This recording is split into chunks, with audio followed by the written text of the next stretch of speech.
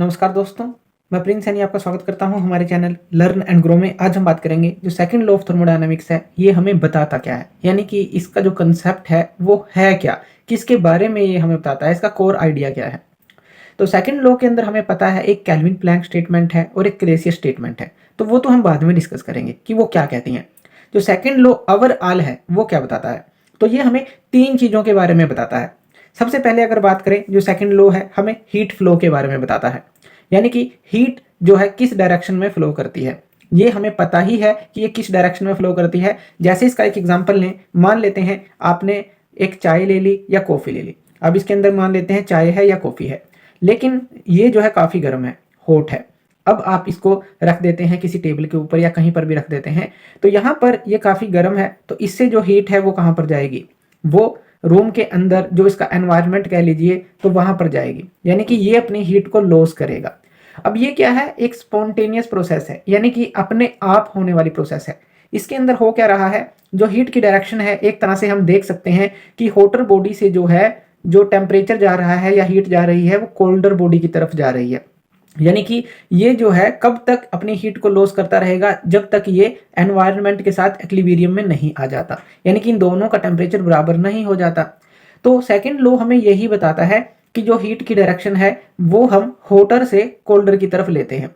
अब कोल्डर से हॉटर की तरफ ले सकते हैं, लेकिन उसके लिए हमें एक्सटर्नल एनर्जी की जरूरत पड़ेगी, या कह लें कि एक अलग इंस्ट्रूमेंट की जरूरत पड़ेगी, अलग से वर्क डन करना पड़ेगा उसके लिए। लेकिन स्पॉन्टेनियस प्रोसेस ये अपने आप होती है, यानी कि हॉट से कोल्ड जाने के लिए हमें कोई भी एक्स्ट्रा वर्क डन करने की जरूरत नहीं है, कोई एक्स्ट्रा इंस्ट्रूमेंट लेने की जरूरत नहीं है। तो ये हीट फ्लो की डायरेक्शन बताता है। सिंपल सी बात है कि हॉटर से कोल्डर बॉडी की तरफ जो है हीट फ्लो होती है।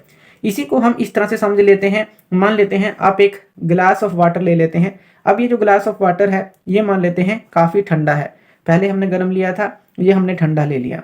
अब यहाँ से भी जो होगी, अब यहाँ पर देखिए ये क्या है, हमारे पास रूम टेम्परेचर है, यानी कि कमरे के अंदर आप लेकर बैठे हैं एक गिलास को, और यहाँ पर ये ठंडा पानी है। तो आपको थोड़ी देर में लगेगा कि यहाँ पर जो है ये रूम टेम्परेचर जितना ही, यानी कि ये जो है वार्म होना स्टार्ट कर देगा, यानी कि अपनी जो कोल्डनेस है उसको खोना स्टार्ट कर देगा। क्यों? क्योंकि रूम टेम्परेचर से ये हीट ले रहा है, और ये जो कोल्डनेस है ये जो है रूम का जो एनवायरनमेंट है वहां पर जा रही है, और रूम जो टेम्परेचर है वो जो है यहाँ पर इसके अंदर आ रहा है, जिससे कि ये जो है रूम टेम्परेचर पर आ जाएगा थोड़ी देर में, यानी कि एक्विलिब्रियम के अंदर आ जाएंगे।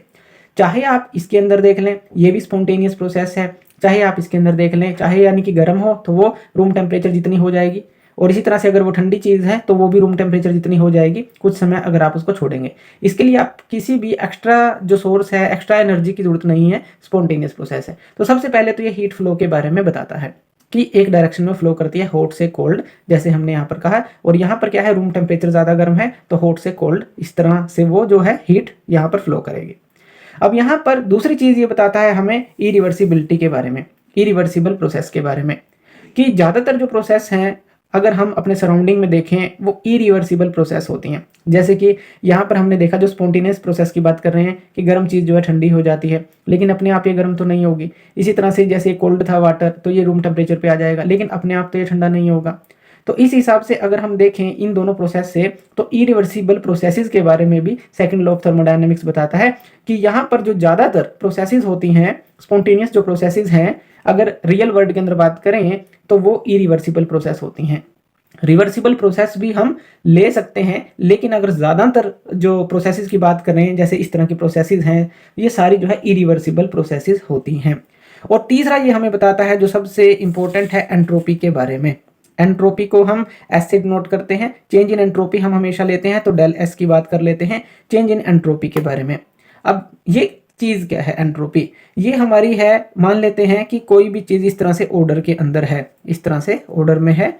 अगर हम इसको मान लीजिए गैस के मॉलिक्यूल है, इस तरह से कंटेनर में ये गैस के मॉलिक्यूल हैं, और अगर हम इसको फ्री छोड़ दें तो ये जो गैस के मॉलिक्यूल है मान लीजिए इस तरह से हो जाते हैं। यानी कि यहाँ पर ये क्या था, एक ऑर्डर के अंदर था, यहाँ पर हमें क्या मिला, एक डिसऑर्डर मिला इसका।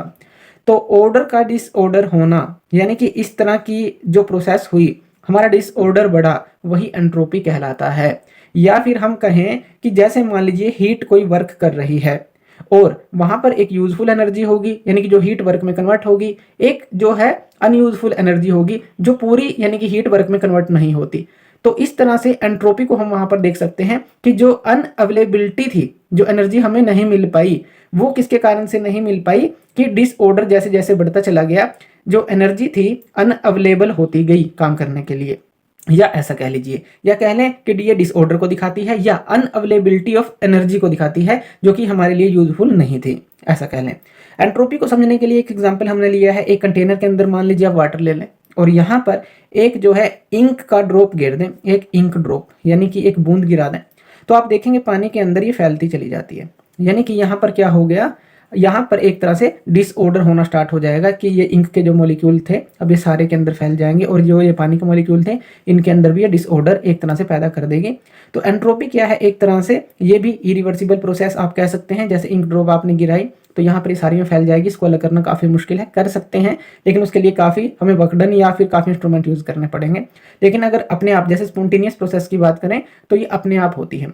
एंट्रोपी जो है आइसोलेटेड सिस्टम में भी हम ले सकते हैं। आइसोलेटेड सिस्टम क्या होता है, जिसको हम अलग रखते हैं, यानी कि जो कि ना तो मैटर को एक्सचेंज करता है और ना एनर्जी को एक्सचेंज करता है एनवायरनमेंट के साथ, वहां पर भी एंट्रोपी का एग्जांपल ले सकते हैं। तो वहां पर भी अगर रिवर्सिबल प्रोसेस की बात करें एंट्रोपी कांस्टेंट ले सकते हैं, इरिवर्सिबल प्रोसेस की बात करें तो एंट्रोपी जो है इंक्रीज होती है आइसोलेटेड सिस्टम में भी।